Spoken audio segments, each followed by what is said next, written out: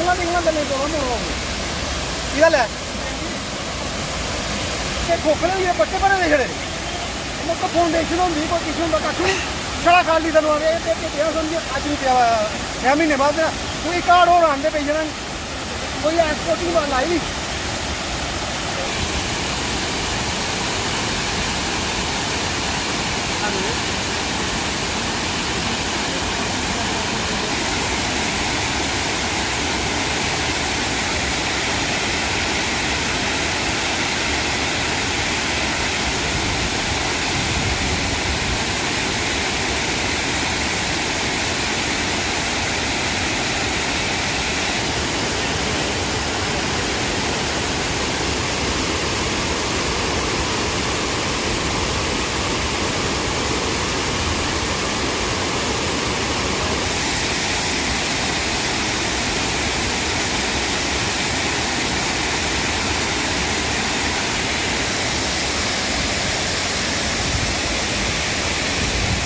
तो आपके सामने ही दिखाई दे रहा है सारखंड वाला ब्रिज।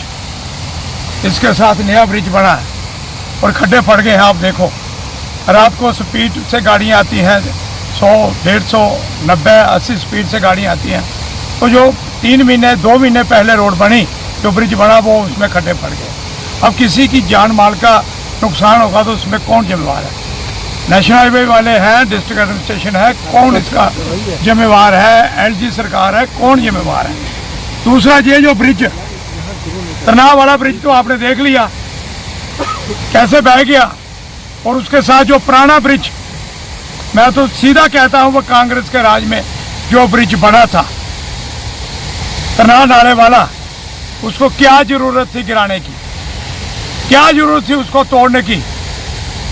जो 70 साल का 80 साल का ब्रिज बना जब बना उस वक्त शक्तिमान गाड़ियाँ छोटी छोटी गाड़ियाँ ट्रक होते थे जिसमें 5 टन 4 टन 6 टन का माल जाता था। आज वही ब्रिज 100 टन की गाड़ियाँ उसके ऊपर निकल रही थी, उसका कभी कुछ नहीं बिगड़ा। लेकिन ये जो 4 साल पहले ब्रिज बना वो बैठ गया। 9 साल बेमिसाल भ्रष्टाचार में डूबे हुए लोग हैं ये सारे के सारे। ये आपके सामने है ये ब्रिज, इसको बिछाएंगे नहीं कितना पैसा लगेगा? करोड़ 2 करोड़ 2 करोड़ रुपया लगेगा। 2 साल पहले का ये ब्रिज हुआ है, पिछले साल भी बंद किया, आज भी इन्होंने बंद साइड ट्रैफिक जहाँ छोड़ी है ऊपर।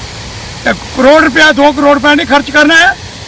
जब टूट जाएगा उस वक्त 50 करोड़ का 100 करोड़ का नुकसान होगा और फिर ये सुधरेंगे, फिर ये इसकी सुध लेंगे। नेशनल हाईवे अथॉरिटी कहते तो बहुत कुछ है, एक्सप्रेस वे बन रहा है, ये जो आनंद फानंद में एक्सप्रेस वे बन रहा है ये इसकी हालत वही होगी 2024 में। ये कहते हैं जबरदस्ती डबल शिफ्ट में काम लगाया डे नाइट, क्यों? 2024 में वोट मांगने हैं लोगों से, हमने एक्सप्रेस वे बनाया। लेकिन काम कौन सा? सब स्टैंडर्ड का। मैं नेशनल हाईवे अथॉरिटी को और डिस्ट्रिक्ट एडमिनिस्ट्रेशन को कहना चाहता हूँ जहाँ भी इनके मिक्स प्लान लगे हैं कंक्रीट के, वहाँ मैं आपको भी कहना चाहता हूँ कौन सा सैंड कौन सी बजरी अप्रूव हुई है कौन से नाले की?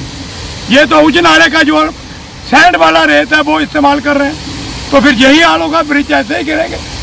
सब स्टैंडर्ड माल रख रहा है। ये जो माल अगर सरकार ने पास किया है या बड़े बड़े कॉन्ट्रैक्ट होता है तो मुझे पता है जहाँ अराबी का रेता वो अप्रूव होता है, जहाँ सांबे की नाला जो है वो वाला रेता अप्रूव होता है। लेकिन ये छोटे छोटे नालों का रेत बजरी लगा रहे हैं, सब स्टैंडर्ड काम कर रहे हैं, बेड़ा गर्क कर रहे हैं। क्या देखते हैं जो कंस्ट्रक्शन कंपनियां हैं वो बिना किसी परमिशन की अपनी मर्जी से पानी का रुख मोड़ देती हैं। उन्हें मालूम भी है कि बरसात का मौसम है लेकिन अपनी कंस्ट्रक्शन सुनिए लेकिन अपनी कंस्ट्रक्शन बचाने के लिए पूरा पुल तबाह करने पर उतारू हूँ। मैं कहना चाहता हूँ कंस्ट्रक्शन कंपनियां क्या करें, ये सारी गुजरात से आई हुई हैं। आनंद फानंद में ठेके दिए, कहाँ कितना कितना चंदा दिया। ये वो कंपनियां हैं कंस्ट्रक्शन कंपनी, 2000 करोड़ कहीं चंदा, 1000 करोड़ कहीं चंदा, आगे कॉन्ट्रैक्ट सब लेट किए हैं। असली ओरिजिनल ठेकेदार थोड़ी ये काम कर रहे हैं, ये सब लेट के ऊपर काम हो रहा है। ये जो काम कंस्ट्रक्शन कंपनी मन मर्जी कर रही है, आपने देखा कल आपने नेशनल अथॉरिटी वालों को पूछ रहे थे कि ये कैसे बैठ गया, तो कोई जवाब नहीं दे पाए। लेकिन मैं आज ये कहता हूँ आप नेशनल हाईवे के ऊपर चले जाएं। ये जो भ्रष्टाचार की बात करते हैं, 9 साल बेमिसाल की बात करते हैं, यही 9 साल बेमिसाल आपके सामने है। यही है, यही काम है। लोगों के ऊपर जुर्म हो रहे हैं। आज हमने बिजली के दफ्तर में प्रोटेस्ट किया, बिजली की हालत बराबर लिया जा रहा है, खड्डों का टोल लिया जा रहा है, गलत ले रहे हैं टोल। मैं एडमिनिस्ट्रेशन को कहना चाहता हूँ और आपके माध्यम से डिप्टी कमिश्नर साहब को और SSP साहब को आपके माध्यम से कहना चाहता हूँ, मुझे पता है कल उस जाम में मैं भी फंसा था। कैसे जीरो लाइन बॉर्डर के ऊपर लोग जो बाहर से आए हैं, भगवान अमरनाथ यात्रा जो लोग आ रहे हैं वो परेशान हो रहे थे। जीरो बॉर्डर लाइन के ऊपर बड़े बड़े ट्राले सिंगल रोड के ऊपर इन्होंने छोड़ दिए, इनको पता नहीं है। अगर लगन पर है 50% जितना भी नेशनल हाईवे ट्रक चलता है 50% कश्मीर के अंदर जाता है। ये आप बसोली मोड़ से उनको मोड़ दो, वो धार रोड से ऊपर उधमपुर निकले तो वो कश्मीर की तरफ चले जाएं। आप राजबाग से वहाँ धन्नी बाग की तरफ गाड़ियों को मोड़ दे जो उधमपुर और कश्मीर की तरफ जो गाड़ियाँ जाएंगी। लेकिन बिना प्लान के, बिना सोचे समझे लोगों को परेशान किया। दिन को तो 8-8 घंटे लोग फंसे रहे बिना रोटी के, बिना पानी के। लेकिन रात को इन लोगों का इन यात्रियों का क्या हाल हुआ होगा वो सारी जनता जानती है।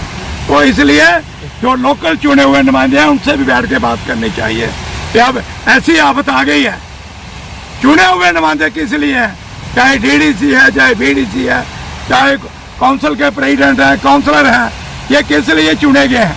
इनको एक एक चीज का पता है, लेकिन मनमर्जी कर रहे हैं, दादागिरी चल रही है, डिक्टेटरशिप चल रही है। बाढ़ के कारण कल जिला भर में 8 मौतें हो गई, पुल धंस गया, लेकिन DDC के सदस्य कमरे के अंदर बैठ के ब्लॉक दिवस मना रहे थे। मैं कठुआ की जनता को आह्वान करता हूँ, ये जो लोगों के ऊपर जुर्म हो रहे हैं, जैसे बिजली का है, राशन का है, गैस का है, पूछो इनको। 9 साल बेमिसाल बातें कर रहे हो, लेकिन लोगों का क्या हाल है। कैसे औरतें आज चिल्ला रही थी एक कमरे का 2200 बिल बाकी है। ये कोई यहाँ स्पेशल नहीं आई है, लेकिन सरकार का काम है इसको पहले रिव्यू करके कहाँ कहाँ खतरा है, लोकल नुमाइंदों को साथ बैठ के वो रिव्यू होता है। और पब्लिक और जनता जो सरपंच जो कौन बात है कि जैसे आपने देखा कि कल एक पुल ग्रस्त हो गया दयाले चक से, और आज हम आए थे यहाँ प्रधान जी के साथ। ये हमारा जो सारकाड़ का पुल है, आप इसकी हालत देख रहे हो। जो इन्होंने इसको पहले ही घोषित कर दिया था क्योंकि एक लाइन से ट्रैफिक जा रही थी और एक डाइवर्शन दिया हुआ था कि यहाँ से बंदा नहीं जा सकता। आपने देखा कि इसके जो स्पैन है वो खोखले हो चुके हैं, बट एडमिनिस्ट्रेशन क्या है, मात्र एक पोल लगाने से क्या ये पुल को बचाया जा सकता है। आप देख रहे हो कि इस समय अमरनाथ यात्री हमारे देश में और खासकर पूरे देश में, विश्व में ये मनाया जा रहा है। अमरनाथ यात्रियों का स्वागत हो रहा है और खासकर Jammu Kashmir gateway of J&K था, जहां इन्होंने बड़े हर्षोल्लास से जहां तैयारियां शुरू की थी। मगर विडंबना यह है कि ना तो एडमिनिस्ट्रेशन ने ध्यान किया और ना ही नेशनल हाईवे अथॉरिटी ने ध्यान दिया कि यहाँ जहाँ कुछ ऐसी प्रॉब्लमें थी उनको सॉल्व करने के बजाय उन्होंने आंखें मूंदे रखी। चाहे वो वहाँ की बात हो अपनी दयाले चक की, वहाँ से जो पुल के नीचे काफ़ी ज़्यादा तक माइनिंग हो चुकी थी, उनके जो पोल पिलर थे वो नंगे हो चुके थे। बट आज एक थोड़ी सी बाढ़ आने से वो पुल ग्रस्त हो गया। क्या मैं समझता हूँ 70 साल से ऐसी कोई बाढ़ नहीं आई, मगर ये क्यों चंद दिनों से जो पुल बन रहे हैं उनके साथ ऐसा हो रहा है। पहले दिन मैंने आए दिन पल्ली में भी ये बात उठाई थी, मगर मात्र उन्होंने ऊपर अपना लुक डाल के उसको नामो निशान मिटा दिया। मगर मैं आपके माध्यम से जो चुने हुए नुमाइंदे हैं, चाहे DDC है, चाहे ऐसे आपने शांति बात पूछी कि कल वो ब्लॉक दिवस मना रहे थे, ब्लॉक दिवस से बड़ा जरूरी था इन लोगों की हिफाजत रखना और एडमिनिस्ट्रेशन के साथ बैठ के ये पुख्ता इंतजाम करना कि आने वाले दिनों में हमारा नेशनल हाईवे जो बंद हो चुका है उसको दुरुस्त कैसे किया जाए, कैसे उसका बेआउट निकाला जाए। आप एक छोटा सा ठेकेदार काम लेता है, वो भी एक बाईपास बनाता है, पर इन्होंने क्यों बाईपास नहीं बनाए, क्यों नहीं ऐसी कच्चे रास्ते बनाए। ये अगर एक पुल बंद है तो दूसरे से हमें जाना पड़े। आप देख रहे हो कि जो पुल पहले बने हुए हैं वो इनसे टूट नहीं रहे हैं, मगर ये पुल छोटी सी बाढ़ से ग्रस्त हो रही है। तो मैं आपके माध्यम से आज भी एडमिनिस्ट्रेशन से और खासकर माननीय हमारे जो प्रधानमंत्री जी हैं उनसे ये गुहार लगाते हैं कि इनकी तरफ ध्यान दीजिए, लोगों के जान माल की तरफ ध्यान दीजिए, ना कि आपको एक पड़ी हुई है कि जो 2024 में हमने इलेक्शन करवाने हैं। इलेक्शन अगर लोग बचेंगे तो इलेक्शन होंगे, लोग नहीं बचेंगे तो इलेक्शन नहीं होंगे।